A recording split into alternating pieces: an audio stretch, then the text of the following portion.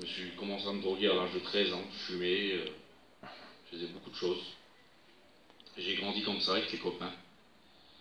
Et puis ça a duré comme ça jusqu'à 19 ans. Je me suis marié à l'âge de 19 ans. Et quand je me suis marié, ben, ça a continué. Là, je commençais à toucher de l'alcool, là aussi. Encore un petit truc en plus. Je buvais, je me droguais. J'étais jamais chez moi. Les premiers 5-6 ans de mariage, c'est comme si je n'étais pas marié. J'étais juste là pour manger, puis je m'habillais, je m'en allais, j'étais avec les copains, que avec les copains, il y avait que les copains qui comptaient, j'allais chiner, puis il y avait les copains. Et puis ça a duré comme ça 17 ans. Ma femme, elle savait tout ce que je faisais. C'était la guerre dans le foyer, quoi.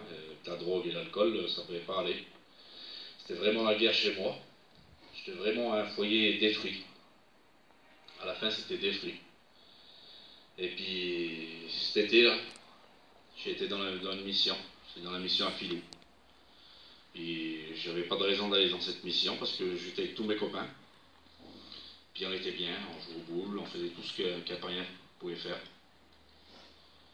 Et puis, d'un coup, on est parti de la place et puis c'était un peu compliqué, ça fait que je suis parti. J'étais dans cette mission. Puis, je me suis mis dans un chemin carrément au bord de la boue. Le chemin de boue passait pratiquement devant mon store. Voilà, les autos étaient pleines de boue tous les minutes, mais bon. J'ai resté là 3 semaines. Je ne sais pas comment j'ai fait. Ma fille, elle s'est baptisée dans la mission. Gloire à Dieu. Et puis, comment elle s'est baptisée, ça m'a vraiment touché. Puis, sans le vouloir, je parlais à Dieu. J'ai dit, Seigneur, ça me faisait quelque chose. Puis, j'ai remercié Dieu que ma fille se baptisait. Sans le vouloir, en moi, comme ça je le disais. Ça m'a fait du bien, je me suis senti bien dans cette réunion, et puis je suis parti. J'ai mangé un bout de gâteau, et puis je suis parti. Je suis mis chez moi. 2-3 jours à passer. Puis je continuais, c'est bien de choses que je faisais. C'était pas pour ça que j'avais arrêté mes choses. Et je me suis couché. 3-4 jours après que j'avais passé ça, je suis parti comme d'habitude. Me droguer, fumer, boire. Je suis revenu, il était minuit, 1h du matin, je ne me rappelle plus trop bien, puis je me suis couché. D'habitude, comme je revenais, même que j'avais fait quoi que ce soit, avant de me coucher, je refumais, je me redroguais. Je me couchais, je m'endormais une demi-heure, je me relevais. C'est pour vous dire comment j'étais pris dans cette drogue. Je le dis à ma honte, hein, devant les anciens. J'étais vraiment pris dans cette drogue. Je ne pouvais plus m'en sortir. Et puis, je me suis couché. Je me suis allongé. Je me suis endormi. Pratiquement endormi, ensommeillé, on va dire. J'ai senti quelque chose sortir de moi. Mais en continu. Je croyais que le lit, il allait se lever. En continu, c'était vraiment fort. Puis je réveillais, je dis Seigneur, qu'est-ce qui se passe? Et je laissais faire parce que ça te faisait du bien ce qui se passait. Et ça a duré 3-4 minutes, je ne sais pas, je me suis endormi. Je me suis endormi, quand je me suis réveillé le lendemain, moi je me réveillais avec l'idée de me droguer. Je me levais le matin, il fallait que je me drogue directement. Là, pas d'idée. Je n'ai pas pensé à me droguer. Je suis monté dans mon auto de travail, je suis parti. Ensuite, je m'arrêtais directement, je me droguais. Et je suis parti toute la journée, je suis revenu, pas de drogue.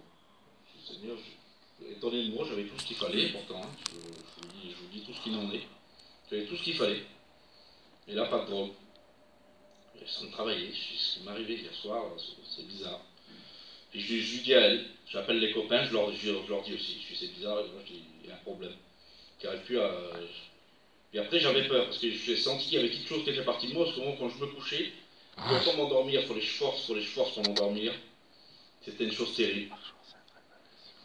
Et là je dormais. Pendant ça a duré 4-5 jours, 5-6 jours, je dormais. Dès que je me couchais, je dormais sans fumer, sans rien faire du tout. Et je n'avais pas rencontré Dieu. Et sans Dieu, on ne peut rien faire. J'ai repris cette drogue. J'ai repris cette drogue et on a changé de place. On est parti dans une mission. On a changé de place avec la mission.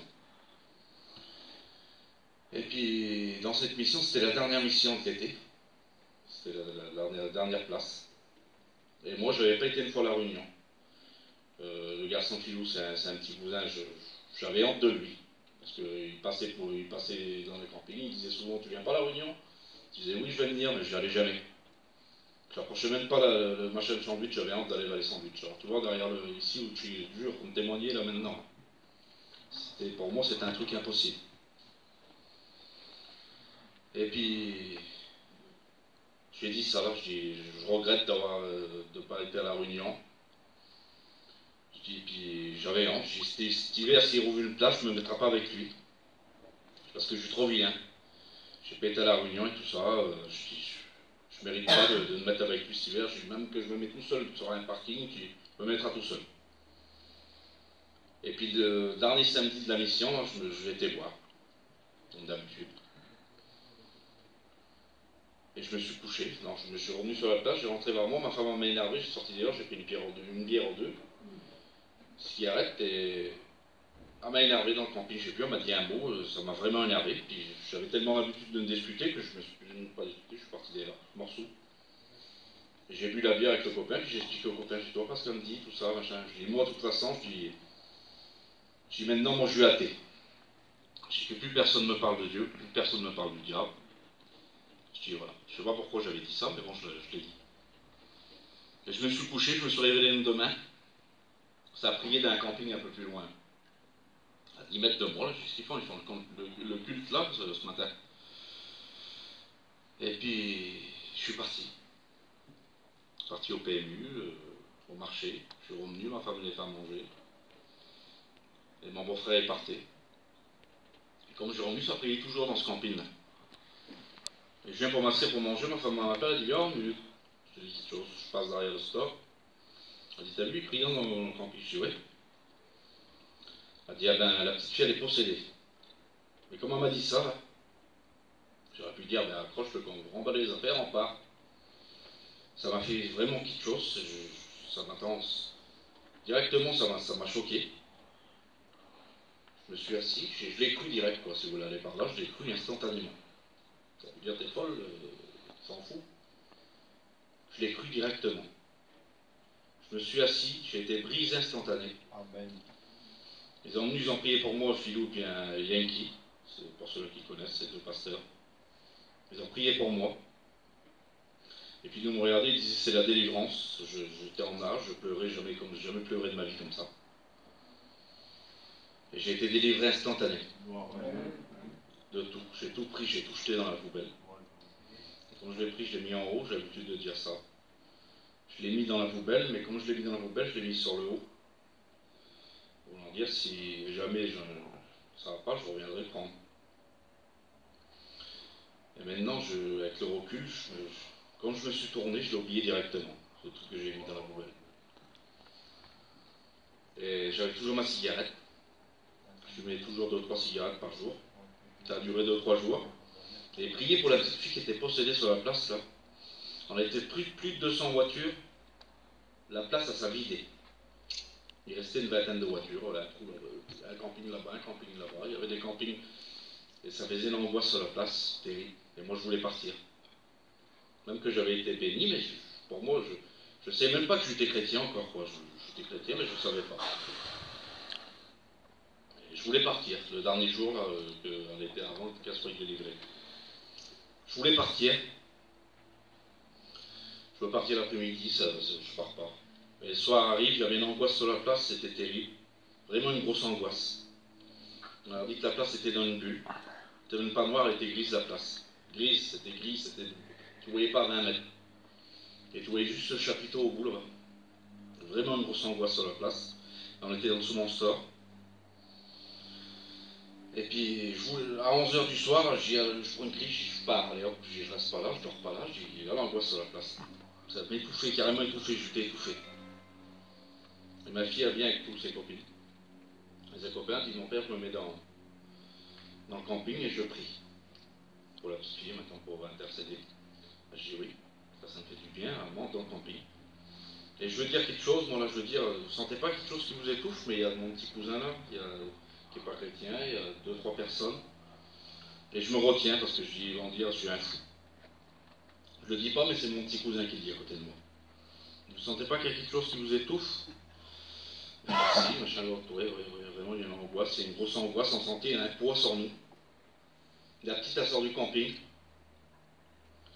Elle dit, je crois que la petite fille a été délivrée. J'ai reçu un message. Et comme elle dit ça, moi je sens quelque chose partir. Et quand je sens quelque chose partir, je veux le dire aussi, je le dis pas. Je vais me prendre pour un fou. C'est encore mon petit boudin qui le dit aussi. Vous ne sentez pas le poids qui est parti, comme il a dit ça, la place, elle s'est éclairée. Carrément. Elle s'est éclairée, la place. Libérée directement, la petite fille. C'était la plus belle chose que j'ai vue dans ma vie. Et depuis ce temps-là, ben, je suis chrétien. Je me suis baptisé au bout de 2 mois. Ça va faire 7-8 mois maintenant que je suis chrétien. J'ai jamais fait une chose aussi bonne dans ma vie. C'est la plus belle chose que j'ai fait dans ma vie. J'ai ma femme qui s'approche de Dieu. Elle va se baptiser là, vendredi. Ça fait 3 mois qu'elle ne fume plus. Et je remercie Dieu pour ça. Amen. Amen. Gloire vous Seigneur.